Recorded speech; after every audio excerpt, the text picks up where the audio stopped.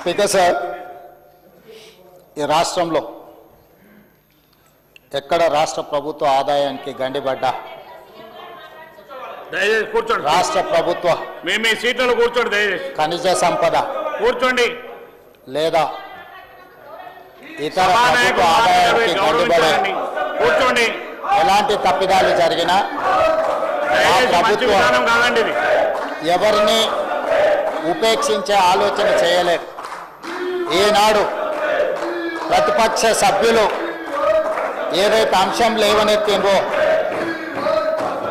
రాఘవ కన్స్ట్రక్షన్స్కు సంబంధించి ఈ రాఘవ కన్స్ట్రక్షన్స్కు నోటీస్ ఇచ్చింది. దీనికి సంబంధించి చర్యలు తీసుకోమన్నది.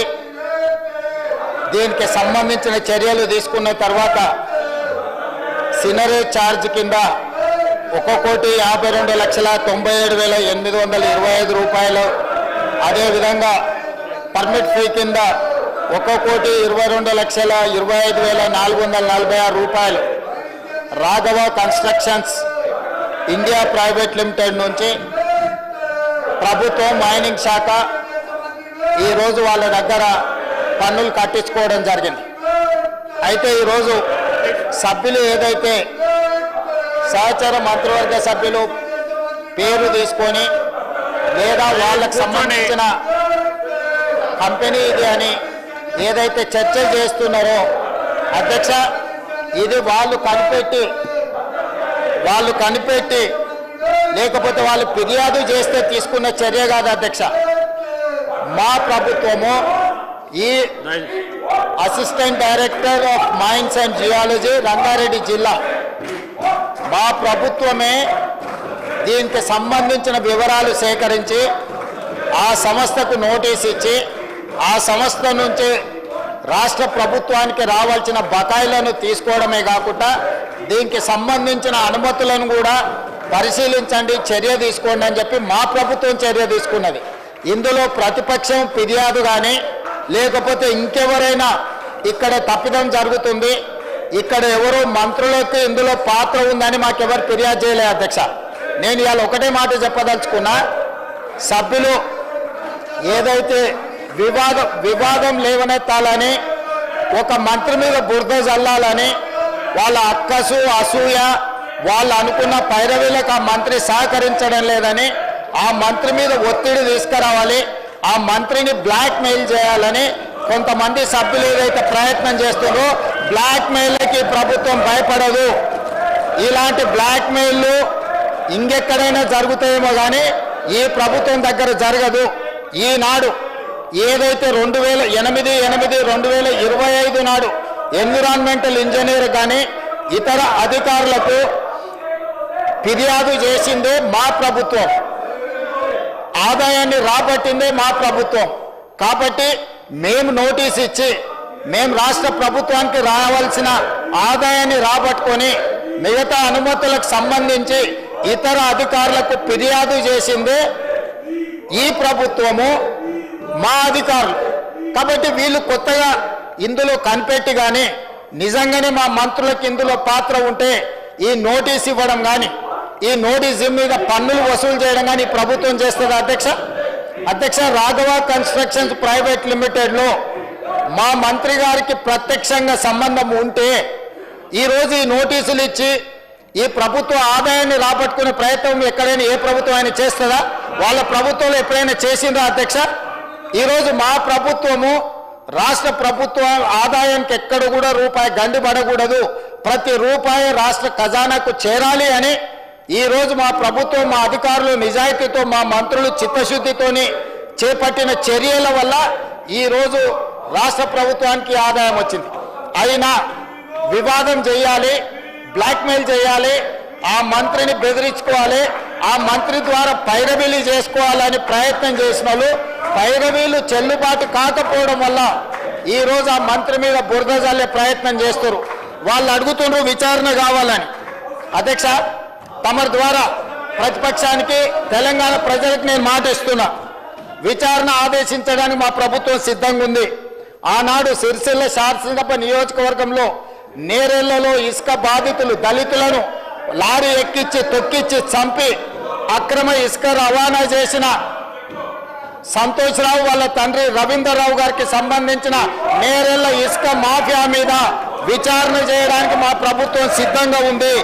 అదేవిధంగా అధ్యక్ష, అదేవిధంగా survey number 168 Sirisha Geo granites, దీనికి సంబంధించి ఆంధ్రప్రదేశ్కు సంబంధించిన ఒక ఎక్స్ ఎమ్మెల్యేను బెదిరించి అక్కడ స్లోగన్లు ఇస్తున్న గతంలో మైనింగ్ శాఖ మంత్రిగా పనిచేసిన వ్యక్తి ఏదైతే వాళ్ళ మైనింగ్ లీజు రాపించుకొని అక్రమంగా మైనింగ్ చేసిండో దీనికి సంబంధించిన దాని మీద విచారణ.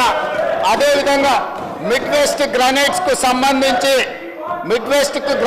సంబంధించి ఈ రోజు రెవెన్యూ మంత్రి గారిని బ్లాక్మెయిల్ చేయాలని ప్రయత్నం చేస్తున్న ఏ శాసనసభ్యుడైతున్నాడో వాళ్ళ తమ్ముడి పేరు మీద ఇల్లీగల్ గా మైనింగ్ చేసుకొని వారి దగ్గర మైనింగ్ శాఖ ఉన్నప్పుడు ఏదైతే illegal mining mid west granites కు సంబంధించి ఏదైతే దోపిడీ జరిగిందో వాళ్ళ తమ్ముడినే స్వయంగా పెట్టి ఈ దోపిడీకి పాల్పడ్డాడు. మిడ్ వెస్ట్ గ్రానైట్స్ మీద విచారణకు ఆదేశిస్తాం అధ్యక్ష. అదేవిధంగా అధ్యక్ష, శ్వేత గ్రానైట్స్ గంగుల కమలాకర్ గారు శాసనసభ్యులు మాజీ మంత్రి వాళ్ళ కుటుంబ సభ్యులకు సంబంధించి అక్రమ మైనింగ్ జరిగిందని ఈరోజు రాష్ట్ర ప్రభుత్వం విజిలెన్స్ అండ్ ఎన్ఫోర్స్మెంట్ నివేదికనే కాదు ఈడీ ఎంక్వైరీ కూడా జరుగుతుంది. కాబట్టి శ్వేత గ్రానైట్స్ కు సంబంధించి శాసనసభ్యులు గంగుల కమలాకర్ గారి కుటుంబ సభ్యులకు సంబంధించిన ఇల్లీగల్ మైనింగ్ మీద ఈ రోజు విచారణ ఆదేశించడానికి మేము సిద్ధంగా ఉన్నాం అధ్యక్ష.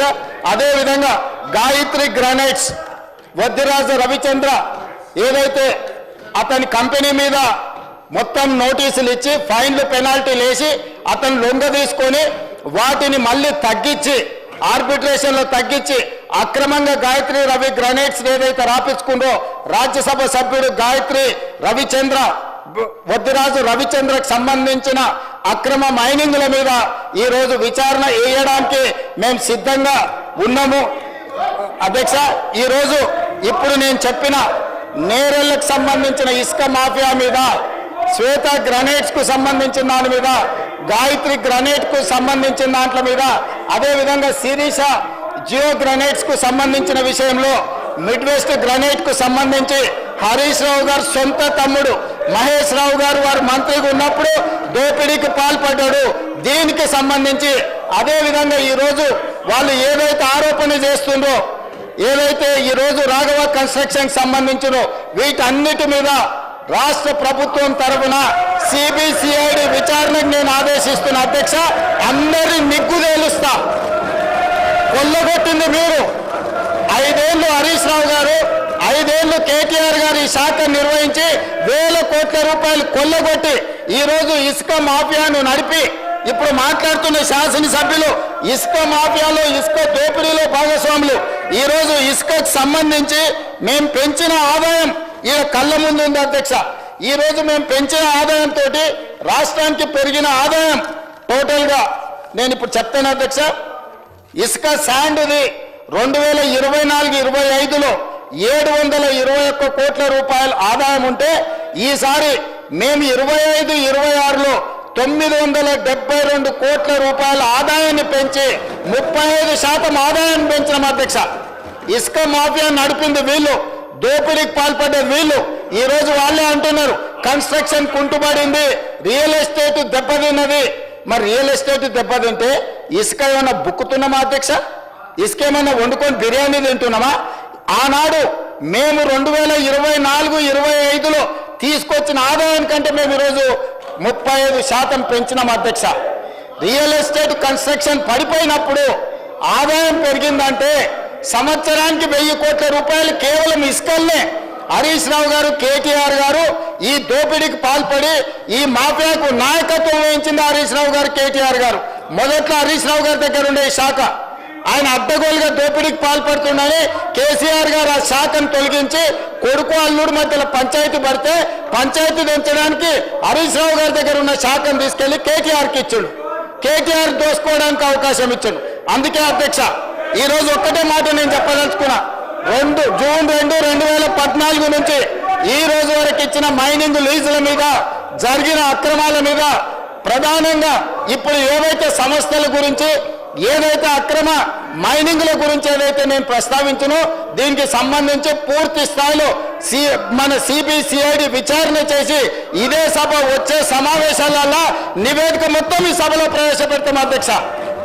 ఇవాళ వాళ్ళ దొంగతనాలకు కట్టుబడుతుందని, ఇవాళ వాళ్ళ దోపిడీని నిలువరించి ఇసుకలో ఆదాయాన్ని పెంచి మైనింగ్లో ఆదాయాన్ని పెంచితే ఈ రాష్ట్ర ప్రభుత్వానికి మంచి పేరు వచ్చి గత 10 సంవత్సరాలు వాళ్ళు పాల్పడ్డ దోపిడీ ప్రజలకు అర్థమవుతుందని చెప్పి ఈ ప్రభుత్వం మీద బురద జల్లడానికి లొంగని మంత్రుల మీద ఆరోపణలు చేయడానికి ప్రయత్నం చేస్తారు. మీరు ఏం బురద జల్లినా ఇక్కడ భయపడ్డాడు ఎవరు లేడు. ఇవాళ మీరు మాట్లాడుతున్న ఈ నోటీస్ మేమిచ్చింది, ఆదాయం మేం రాబట్టింది, మీరేం కనిపెట్టలే, మీరేం ఫిర్యాదు చేయలే. మా అధికారులు మా ప్రభుత్వం నిజాయితీతో పనిచేయబట్టే ఈరోజు ఎవరున్నా కూడా దీని మీద విచారణకు ఆదేశించడం. నేను ఈరోజు వాళ్ళు ఉన్నారు వీళ్ళు ఉన్నారు మంత్రులు ఉన్నారని ఉన్నా లేకున్నా వాళ్ళ పేర్లు తీసుకొని వాళ్ళ మీద బురద జల్లి మానసికంగా వాళ్ళను ఒత్తిడి చేసి బ్లాక్మెయిల్ చేసి భూములు రాపించుకుందామనే ఇట్లాంటి పప్పులు ఉడకవు అధ్యక్ష.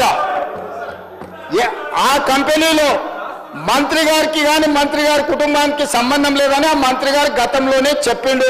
వీళ్ళు నిజ నిర్ధారణ కమిటీ అని అక్కడికి వెళ్ళి వీరంగం చేసిండ్రు. అప్పుడే ఆ మంత్రి గారు స్పష్టంగా నాకు నా కుటుంబానికి సంబంధం లేదు అని చెప్పిండు.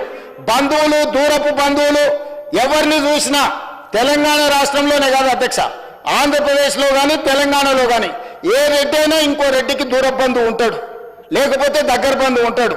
సొంత అన్నదమ్ములకే ఆదాయాల పంపకాలలో తేడాలు వస్తున్నాయి. అంతెందుకు అధ్యక్ష, కల్వకుంట్ల తారక రామారావు గారు, కల్వకుంట్ల కవితారావు గారు, వీళ్ళిద్దరు కల్వకుంట్ల చంద్రశేఖరరావు గారు పిల్లలే కదా అధ్యక్ష. ఆదాయ పంపకాలలో తేడాలు వస్తే సొంత చెల్లినే ఇంట్లో నుంచి మెడలు వాటి బయటకు నెట్టించారు. సొంత అన్న చెల్లెలకే ఆస్తి తగాదాలుంటే పొంగులేటి శ్రీనివాసరెడ్డి పొంగులేటి కుటుంబ సభ్యులు ఎవరికో బంధువులకు వ్యాపారం ఉంటే పొంగులేటి శ్రీనివాసరెడ్డికి ఏం సంబంధం అధ్యక్ష? మీలాగా సొంత చెల్లెని ఇంట్లోకి వెళ్ళి ఎలగొట్టి పార్టీలకు వెళ్ళి ఎలగొట్టి దోపిడీకి పాల్పడ్డ మీరు ఈ రోజు వారి బంధువులకు దూర బంధువులకు వ్యాపారం ఉందని చెప్పి శ్రీనివాసరెడ్డి గారికి ముడిపెట్టి శ్రీనివాసరెడ్డి గారిని బెదిరించి లొంగ తీసుకోవాలని ఏదైతే ప్రయత్నం చేస్తుందో ఇది దిక్కుమాలిన చర్య. ఇలాంటి దిక్కుమాలిన ప్రయత్నాలు చేయకండి. ఈ దిక్కుమాలిన ప్రయత్నాలతోనే మీకు ఏమీ ప్రయోజనం ఉండదు. కాబట్టి నిక్కచ్చిగా ఈ ఇసుక మాఫియాలో కానీ లీజుల మాఫియాలో కానీ గతంలో ఫైన్లు పెనాల్టీలు వేసి వాటిని తగ్గించి వాళ్ళని పార్టీలోకి చేర్చుకొని తిరిగి మళ్ళీ తొలగించాలని చేసిన ప్రయత్నాలన్నిటిని కూడా ఈ విచారణ ద్వారా నిగ్గు తేలుస్తాం, ఒక్కరొక్కరి సంగతి చూస్తామని చెప్పి తమ ద్వారా తెలియజేయదలుచుకున్న అధ్యక్ష.